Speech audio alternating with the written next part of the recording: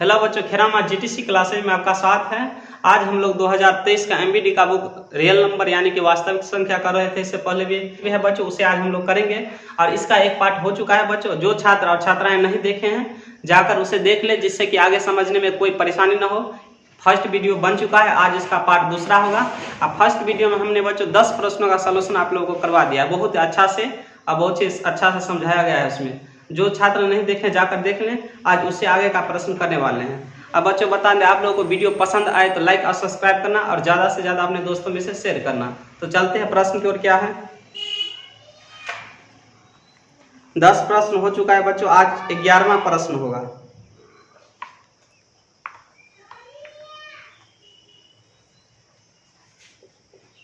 ग्यारहवां प्रश्न क्या दिया हुआ है, दो संख्याओं का मौसम 27 एवं लसव 162 है। यदि उनमें एक संख्या 54 है तो दूसरी संख्या। बच्चों यहाँ पर एक फार्मूला होता है, आप लोग को लिखा देते हैं, नोट कर लो। फार्मूला होता है पहली संख्या बराबर पहली संख्या गुने दूसरी संख्या। यह फार्मूला होता है, इसी पर यह बन जाएगा। पहली संख्या गुने दूसरी संख्या बराबर होता है लसव गुने मौसव। ये फार्मूला होता है बच्चों, आप लोग इसे नोट कर लो। ये फार्मूला पे ये प्रश्न का आंसर बनेगा, इसको आप लोग नोट कर लो। इसके नीचे हम बनाते हैं, क्या दे रखा है इसमें प्रश्न में दे रखा है मौसव 27 दे रखा है। मौसव जो है बच्चों क्या दे रखा है 27 और लसव दे रखा है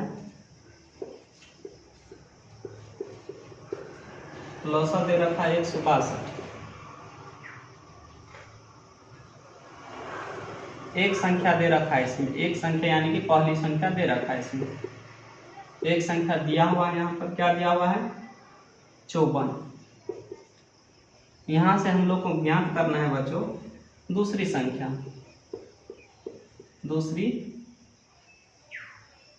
दूसरी संख्या हमको यहाँ से ज्ञात करना है। फार्मूला यहाँ पर रखा है बच्चों। हम लोग जब दूसरी संख्या निकालेंगे तो ये जो पहली संख्या इसके गुना में है, ये इसके नीचे आ जाएगा, ठीक है। तो फार्मूला यहाँ से निकल के आएगा लसव गुने मौसव।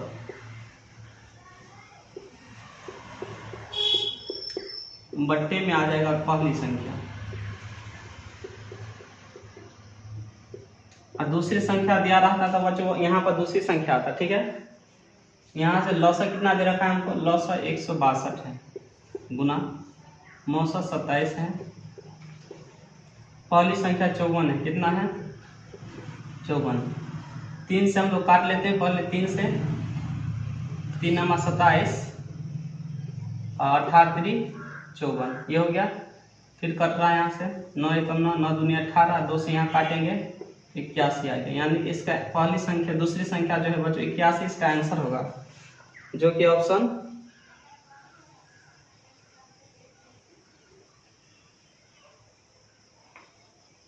ऑप्शन 81 दे रखा है। ऑप्शन बी, इसका ऑप्शन डी दिया हुआ है आंसर, ऑप्शन डी।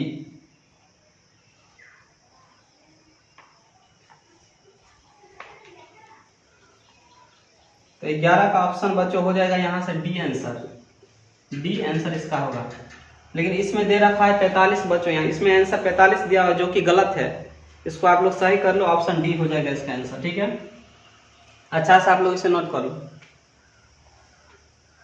एग्जाम में पूछे तो इतना डिटेल में लिखना नहीं रहता है, आप लोग को समझाने के लिए इतना डिटेल में लिखे हैं। डायरेक्ट फार्मूला सेट रखो और डायरेक्ट ऐसे कर लो। आप लोग देखो इस प्रकार दिया है 142 गुने 27 बटे 1 दिया हुआ है 54। इस प्रकार से आपको लिखना है, काटना है 27 गुना 54 2 से 81।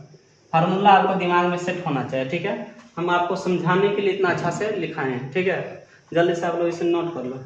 चलते हैं अगले प्रश्न में।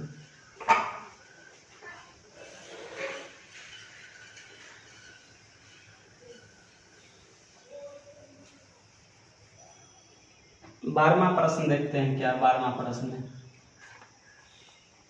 संख्याएं 12, 15 और 21 का मौसम पूछ रहा है। बट तो यहाँ पे क्या पूछ रहा है मौसम 12, 15 और 21 का मौसम पूछ रहा है।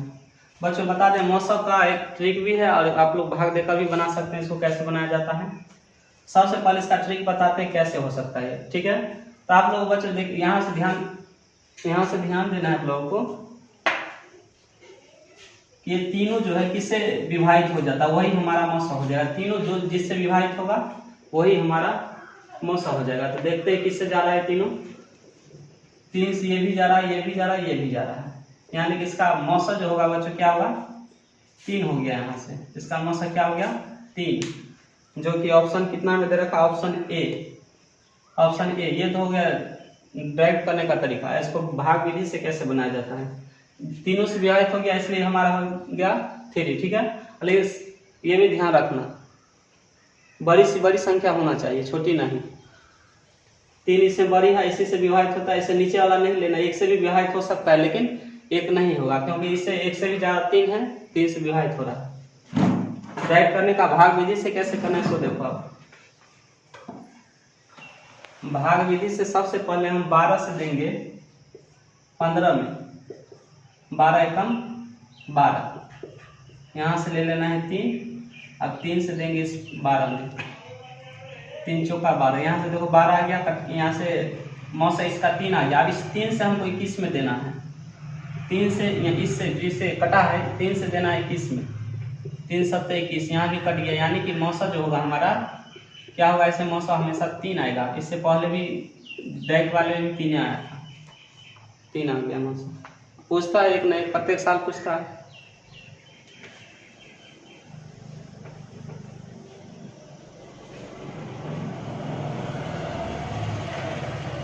तेरहवां प्रश्न देखते हैं। किसी धनात्मक पूर्णांक q के लिए प्रत्येक धनात्मक विषम पूर्णांक का रूप हो सकता है। विषम के लिए पूछ रहा है बच्चों, आप लोग बता देंगे, पूछ रहा है विषम के लिए, ठीक है। तो देखते हैं ऑप्शन में दे रखा है 6q, q जहाँ एक पूर्णांक है। तो बच्चों आप लोग को बता दें q जब पूर्णांक है, q कोई पूर्णांक है 1 2 3 4 5, ये कुछ भी ले सकते हैं हम लोग q। आप लोग n भी पूछ सकता है, n भी दे सकता है, तो आप लोगों को इसमें डायरेक्ट आप लोग नहीं मार सकते हैं। अब इसको ऑप्शन से चेक कर लीजिए, इसका ग्रुप भी हम बता देंगे क्या हो सकता है। तो सबसे पहले ए ऑप्शन को चेक कर लेते हैं हम लोग। पहला ऑप्शन दे रखा है 6q, ठीक है। तो पहले 1 रख के चेक करते हैं, यहाँ पर 1 रखेंगे तो कितना होगा 6, ठीक है। अब पूछ क्या रहा था बच्चों, विषम पूर्णांक। जब हमने 1 रखा था हमको कौन सा पूर्णांक प्राप्त हुआ, सम पूर्णांक, यानी कि ये वाला ऑप्शन जो है बच्चों गलत रहेगा हमेशा। ऐसा ऑप्शन मिले आप लोगों को तो आप समझ जाइएगा ये गलत है, विषम के लिए पूछ रहा है इसलिए गलत है। ऑप्शन बी देखते हैं अब, 6q + 2, इस पर भी चेक कर लेते हैं। पहले 1 देखते हैं क्या होता है, 1 यहाँ पर रखना, 1 से गुना करना +2, यानी कि 6 + 2, यानी कि यहाँ पर आ गया 8, यानी कि सम प्राप्त हो रहा है। ये भी हमारा ऑप्शन गलत है। ऑप्शन सी को देखते हैं आप, 6q + 1, 6 गुने q कितना ले लेते हैं 1 + 1, यानी कि 6 + 1 क्या आ गया 7, विषम है, ठीक है। अब 2 को भी चेक कर लेते हैं एक बार, क्या होता है 2 को रखने के बाद,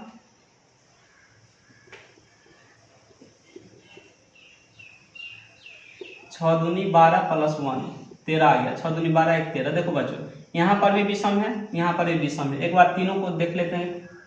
तो यहाँ से 6 × 18 1 19, यानी कि सबको हम पुट करने पर हमको क्या आता है विषम पूर्णांक प्राप्त आता है। यानी कि हमारा ये रूप जो होगा इसका व्यापक रूप हो जाएगा विषम पूर्णांक का, कौन सा होगा ये वाला, ऑप्शन सी हो जाएगा व्यापक रूप। अब इसको आप लोग इस प्रकार से पूछ सकता है, 4 6 के स्थान पर 4 भी रख सकता है, आप लोग याद रखना। इस प्रकार भी आप लोगों से पूछेगा, कुछ भी दे सकता है। आप लोग यहाँ पर कोई एग्जाम में q के स्थान पर आप लोगों को m भी दे सकता है, यानी कि 6m + 1, 6n + 1। तो जितना भी सम गुणांक में सम होना चाहिए, यहाँ विषम होगा तो समझ जाना ये हमारा कौन सा रूप है, विषम पूर्णांक का रूप है। तो ऑप्शन सी इसका आंसर हो जाएगा बच्चों। इस प्रकार आप लोग पता कर सकते हैं, ठीक है। एक ये विषम वाला है, सम वाला भी पूछेगा, तो सम वाला पूछेगा तो ऐसा रूप होगा तो समझ जाना सम है, सिर्फ 1, इसमें 1 1 नहीं रहेगा। तो आप लोग इसे अच्छा से नोट कर लो। ये हो गया विषम का रूप और ये हो गया सम का। जब इसमें हम किसी को इनमें से किसी मान को रखेंगे, एक दूसरे कोई भी संख्या, तो हमको समय प्राप्त होगा, इसलिए हमारी यह सम संख्या का हो गया, सम संख्या। आगे आएगा ये प्रश्न दोबारा देखेंगे।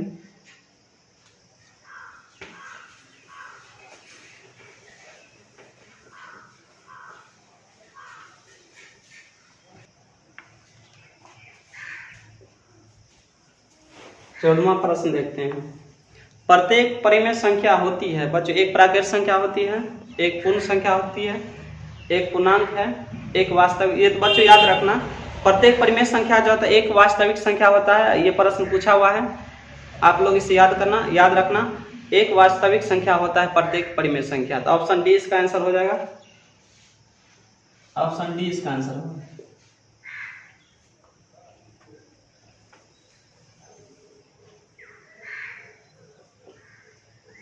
15वां प्रश्न देखते हैं। 22/7 है, तो बच्चों बता दें कि 22/7 जो एक परिमेय संख्या है, क्योंकि इसे पी क्यू के रूप में लिखा हुआ है। परिमेय संख्या बोलते हैं जिसे जो पी क्यू के रूप में लिखा हो उसे परिमेय संख्या बोला जाता है। तो 22/7 परिमेय संख्या, 22/7 जो है परिमेय संख्या है। यहीं पे बच्चा आप लोगों से पाई पूछ लेता तो एक अपरिमेय संख्या, याद रखना अपरिमेय संख्या।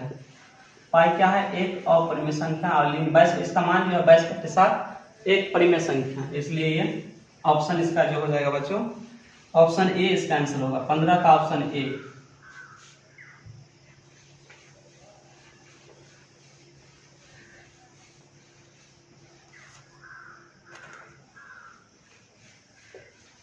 सोलहवां प्रश्न देखते हैं।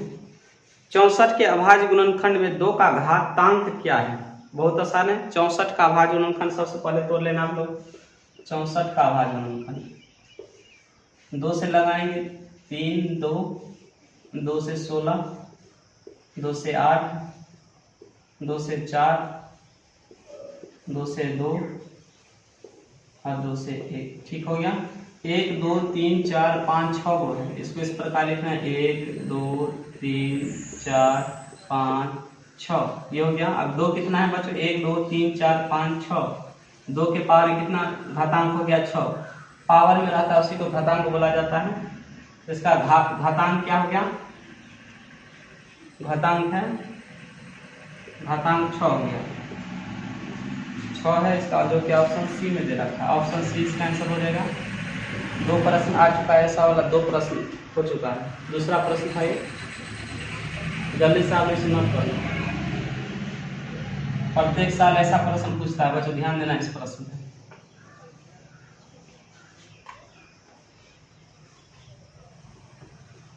सत्रहवां क्या है? महत्तम समापवर्तक पी क्यू गुने लघुत्तम समापवर्तक पी क्यू बराबर है, तो पी गुने क्यू, ये तो फॉर्मूला है बच्चों। क्या होगा इसका? पी गुने क्यू, ये तो फॉर्मूला है। 2 संख्या हो, यानी कि 2 संख्या दिया हुआ है, मौसा और लौसा 2 संख्या कोई दिया हुआ है, तो इन दोनों का क्या होता है? तो पी गुने क्यू इसका फॉर्मूला हो जाता है। इस प्रकार दिया हुआ है, बता दे रहे हैं अभी। पी गुने क्यू बराबर मौसा दे रखा है, मौसा पी क्यू इस प्रकार है, लौसा इस प्रकार 2 संख्या है, तो ये तो फॉर्मूला है। इतना बराबर पूछ रहा था क्या होता है, तो ये फॉर्मूला होता है। पहली संख्या ये दूसरी संख्या और मौसा गुने लौसा होता है, ये तो फॉर्मूला है। तो इसका ऑप्शन जो हो जाएगा बच्चों, ऑप्शन ए में दे रखा है आंसर। इससे पहले में हमने ये फॉर्मूला लिखा दिया है आप लोगों को, इससे पहले वाले प्रश्न में।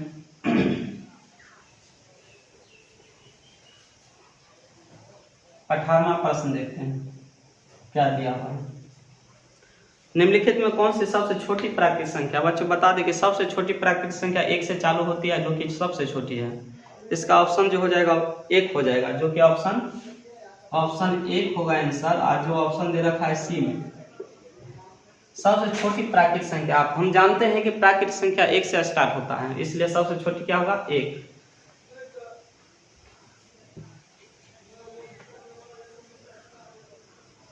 उन्नीसवां प्रश्न देखते हैं।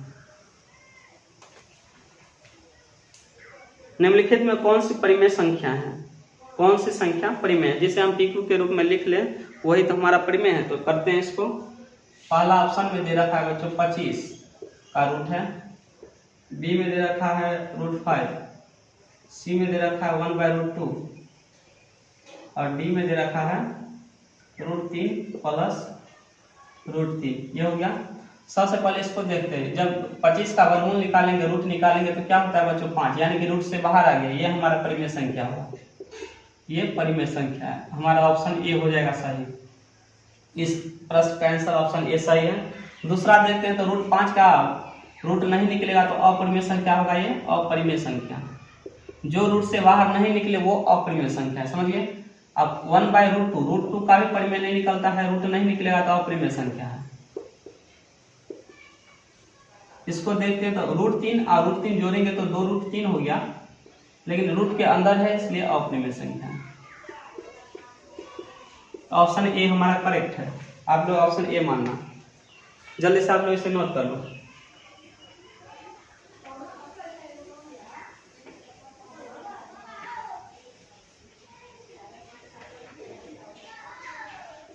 दूसरा प्रश्न देखते हैं। निम्नलिखित में कौन अपरिमेय संख्या है? इसमें अपरिमेय संख्या बोला है, देखते हैं ऑप्शन ए।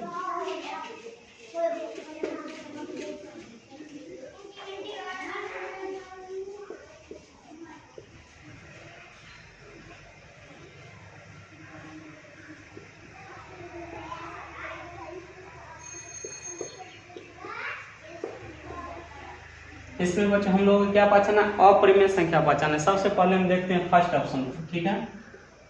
3 पर रेखा दे रखा है, समझ गए। 3 पर क्या है? रेखा।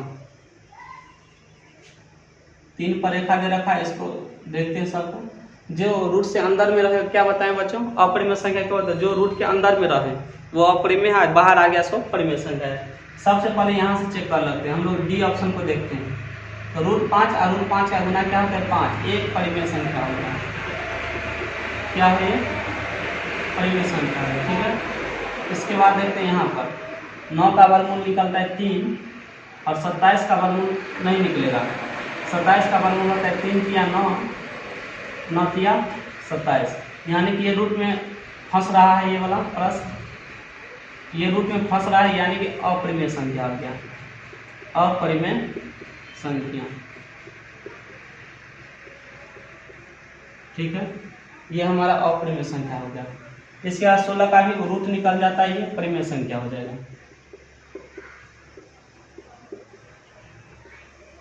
ये हो गया। तो इसको रेखा वाले को करना है बच्चों। देखो जैगो संख्या पर रेखा रहे उतना 9 दे देना है, एगो पर रेखा एगो 9, 13 टोटल संख्या 13 है। इस साइड भी ले लेंगे। 13 में से किस पर रेखा नहीं? एक पर। एक को हम लोग घटा लेंगे तो हो गया 12/9। ऐसे काटेंगे तो कट रहा है 3 चौका 12, 3 तिया 9, 4/3 हमारा 3। ये आंसर हो गया। आंसर ये नहीं होगा, इसमें पूछ रहा था क्या? अपरिमेय संख्या। ऑप्शन ये वाला सही है, ऑप्शन डी सी इसमें सही होगा, अपरिमेय संख्या। तो ये हो गया हमारा परिमेय संख्या, परिमेय हो गया। तो इसका ऑप्शन जो हो गया सी बच्चों। अपरिमेय संख्या पूछ रहा था, ये ऑप्शन सी हो जाएगा। देखते हैं ऑप्शन क्या दे रखा है। ऑप्शन सी हो गया आंसर। आप लोग इसे अच्छा से नोट कर लो और रेखा वाला प्रश्न को समझ लो। इस पर प्रश्न पूछता है एग्जाम में। जैगो पर रेखा रहे तैगो 9 देना है नीचे, और जितना संख्या रहेगा पूरा लिख देना है। जो जिस पर रेखा नहीं रहे उसको घटा देना, ठीक है। और यहाँ पर कट गया तो काट लिया हमने। चलो ठीक है, मिटा नोट कर लो।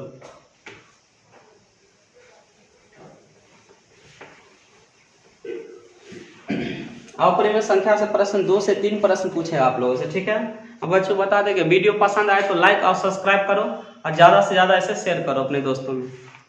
अगला प्रश्न 21वां प्रश्न क्या दिया हुआ है? यदि P और Q दो अभाज्य संख्या है तो मौसा क्या होता है? बच्चों याद रखना, जब दो अभाज्य मान लेते हैं, माना P एक अभाज्य संख्या है 3 और Q भी एक अभाज्य संख्या है, अभाज्य संख्या हो गया 5, ठीक है। ये अभाज्य संख्या है, कोई भी अभाज्य संख्या कहीं से भी उठा सकते हैं हम लोग। इसका मौसा निकालेंगे बच्चों तो याद रखना हमेशा अभाज्य संख्या का मौसा क्या होता है? 1 लिखना है। अभाज्य संख्या नोट में लिख लेना, ये बहुत इंपॉर्टेंट है। अभाज्य संख्या का मौसा हमेशा, अभाज्य संख्या का मौसा हमेशा 1 होता है। आप लोग नोट में लिख लो इसे, बहुत इंपॉर्टेंट ये बात है। डायरेक्ट प्रश्न यहाँ से आप लोग को हो जाएगा, ठीक है। तो अच्छा से आप लोग इसे नोट कर लो। अब बच्चों आज के लिए इतना ही, मिलेंगे अगले वीडियो में। आप लोगों को वीडियो पसंद आया तो लाइक और सब्सक्राइब करना और ज़्यादा से ज़्यादा अपने दोस्तों में शेयर करना। आज के लिए टेक केयर, थैंक यू।